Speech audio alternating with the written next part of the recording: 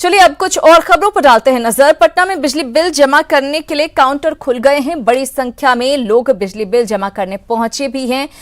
बिजली विभाग के दफ्तर में यहां के एक इंजीनियर ने सैनिटाइजेशन का नायाब तरीका खोजा है। देखिए कैसे ये मशीन काम करती है।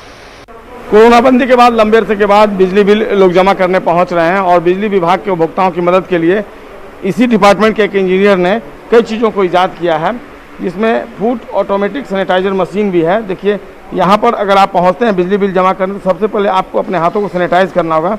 इसके लिए आप अपने पैर का इस्तेमाल करें और यहाँ पर आप अगर दबाएंगे तो फिर ये आपको सैनिटाइजर इससे निकलेगा। सैनिटाइज होने के बाद एक नायाब चीज़ है, करेंसी सैनिटाइजर मशीन बॉक्स है ये, और इसमें कैसे जो नोट्स हैं उनको सैनिटाइज किया जाता है इसके बारे में हम जानकारी लेंगे। हमारे साथ इंजीनियर है, सबसे पहले अपना परिचय दें आप। सर मेरा नाम संजीत कुमार है। नमस्ते। हाँ मैं सर विद्युत कार्यपालक अभियंता हूँ यहाँ का। जी सर। आपने कैसे इजाद कर लिया इस चीज़ को, थोड़ा डेमो देके बताएंगे इसको। हाँ सर, ये करेंसी सैनिटाइजर मशीन है। एक्चुअली सर हम लोग के जो काउंटर पे बैठते हैं, कोविड-19 में बहुत ज़रूरी था कि उनको सेफ किया जाए, क्योंकि उनके सेफ रहने से सबको लोग सेफ रहेंगे और कंज्यूमर भी हमारा सेफ रहेंगे। इसलिए हम लोगों ने ये सोचा कि कॉन्टैक्ट ऑफ पॉइंट क्या क्या हो सकता है।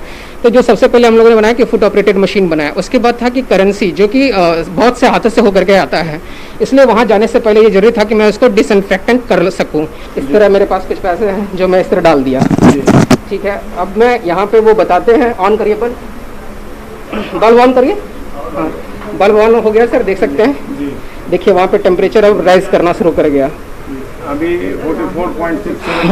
हाँ ये सब। तो अमूमन कितना वक्त लगता है सर 70 डिग्री पहुँचने पे 40 डिग्री से यदि जो हम चलते हैं तो हार्डली 1.5 से 1.5 मिनट लग सकता है। 1.5 मिनट होने पे ये जो है कट ऑफ हो जाएगा। कम पैसे में कम लागत में इस तरह का सैनिटाइजर मशीन उन्होंने बनाया है और ये उपयोग में लाने वाली सर्वाधिक महत्वपूर्ण चीज़ है। अगर आप राजस्व जमा करने पहुंचे हैं बिजली विभाग में, तो सारे सरकारी कार्यालय में जहां पैसे का लेन देन होता हो, तो आप इस चीज़ को अपनाकर लोगों को भी सुरक्षित रह पाएंगे और साथ ही जो एम्प्लॉय हैं उनको भी आप सुरक्षित रख सकेंगे। तो प्रशंसा की जानी चाहिए इन एग्जीक्यूटिव इंजीनियर की, जिन्होंने अपने डिपार्टमेंट के लिए ही सही लेकिन उपभोक्ताओं के हित को ध्यान में रखते हुए, कर्मचारियों के हित को ध्यान में रखते हुए जो प्रयोग किया है वह वाकई में प्रशंसनीय है और काबिल तारीफ है। कैमरा पर्सन राहुल के साथ संजय कुमार, न्यूज़ 18 पटना। ये प्रयास काबिल तारीफ है वाकई में। इधर 1 जून से देश भर में 200 ट्रेनें चलाई जा रही हैं। पटना से भी 9 ट्रेनें गुजर रही हैं। पटना से गुजरने वाली ट्रेनों पर सवार होने वाले यात्री सरकार के निर्देशों का पालन भी कर रहे हैं। साथ ही रेलवे की ओर से भी यात्रियों को दिक्कत ना हो, इसके लिए पुख्ता इंतजाम किए गए हैं। पटना में इस इंतजाम का जायजा लिया है न्यूज़ 18 संवाददाता साकेत कुमार।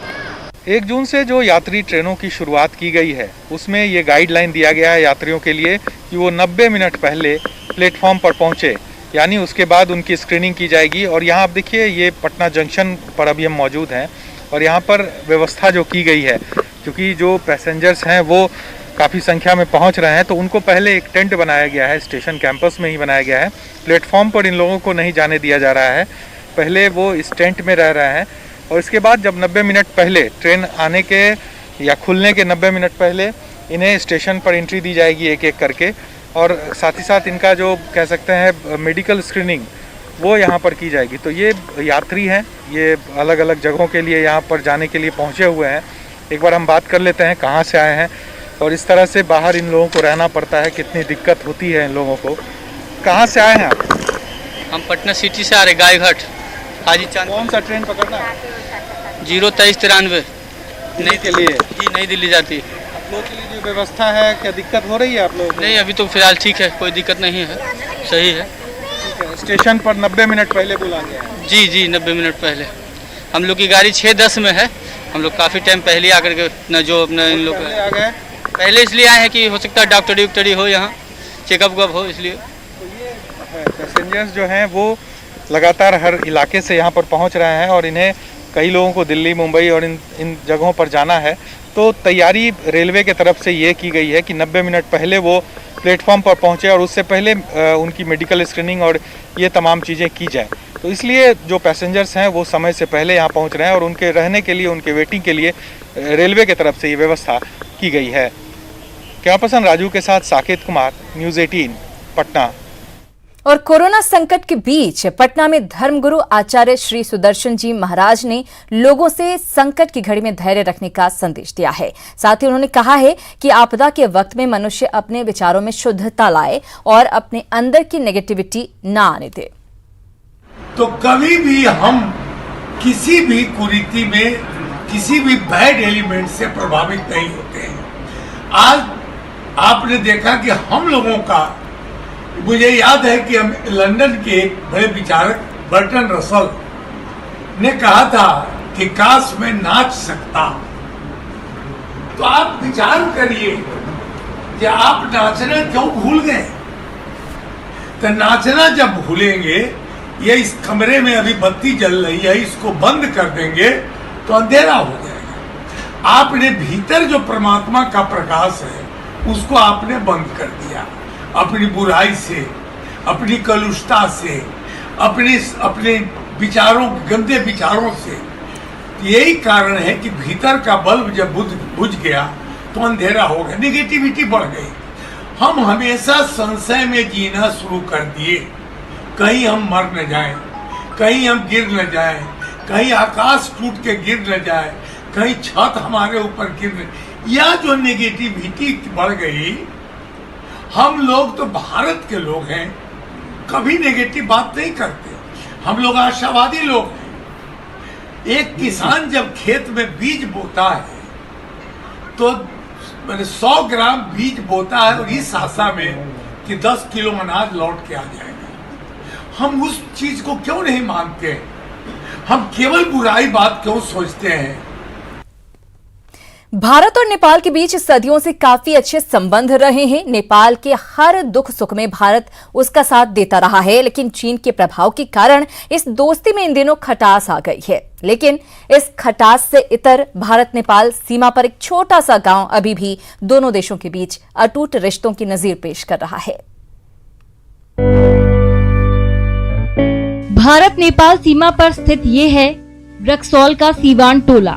इस गांव का एक हिस्सा भारत में है जबकि दूसरा हिस्सा नेपाल में। वर्षों से इस गांव के लोग एक दूसरे के सुख दुख के भागीदार रहे हैं। चीन के प्रभाव के कारण इन दिनों भारत और नेपाल के रिश्ते तल्ख हो गए हैं, लेकिन यहाँ के लोगों के बीच आज भी भाईचारे का रिश्ता कायम है। दोनों गांव मिलते जुलते रहता है, कोई यहाँ गड़बड़ नहीं है, शांति है। अच्छा। हाँ, इंडियन नागरिक है, मैंने इधर उधर काम करते हैं, आते हैं जाते हैं, मिलता जुलता है, कोई गड़बड़ी नहीं है। यहाँ का लोग इंडिया में जाकर पूजा करता है ब्रह्म बाबा को, और इंडिया का लोग नेपाल में आकर छठ पूजा करता है। आधा लोग इंडिया का नागरिक है, आधा लोग नेपाल का नागरिक है। जानकारों की माने तो अंतर्राष्ट्रीय कारणों से भारत नेपाल के रिश्ते थोड़े तल्ख हुए हैं, लेकिन दोनों देशों का रिश्ता प्राकृतिक है और चीन नेपाल के रिश्ते से ज्यादा मजबूत है। ऐसे में चीन की चालबाजी का भारत नेपाल के रिश्तों पर कोई खास असर नहीं पड़ने वाला। वही तत्व हैं जो भारत विरोध के हैं और जो सपोर्ट के फोर्स हैं वो ज्यों के त्यों चीन के विरोध में और भारत के सपोर्ट में है। इसका रिश्ता उससे ज़्यादा प्राकृतिक है भारत और नेपाल का, और उसका रिश्ता राजनीतिक प्रभाव और दूसरे कारणों से है। भारत विरोध के चलते जो अंतर्राष्ट्रीय स्तर का प्रेशर होता है या ग्रुपबंदी होती है, उसका असर है।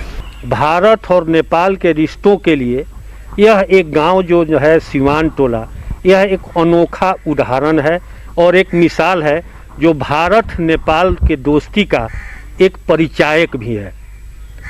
अशोक कुमार, न्यूज़ 18, सीवान, रक्सौल।